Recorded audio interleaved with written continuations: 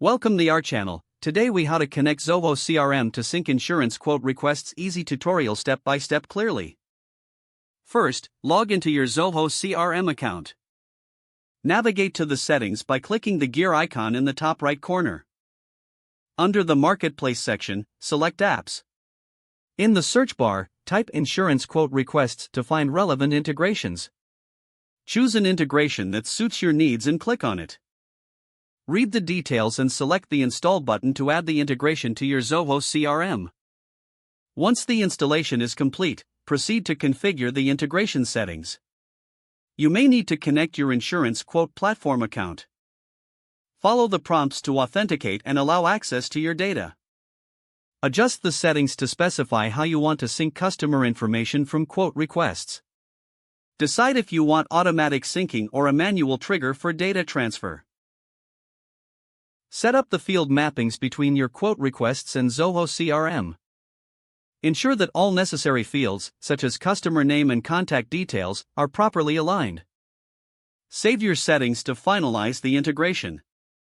To test the integration, submit a sample insurance quote request. Check your Zoho CRM to confirm that the request information has synced correctly. If everything looks good, you're all set to manage quote requests within Zoho CRM.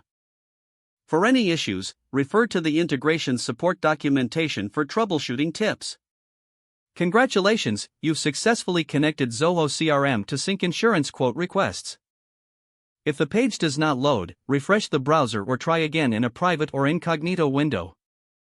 Make sure you are using the correct email address, then retype it carefully to avoid small typos.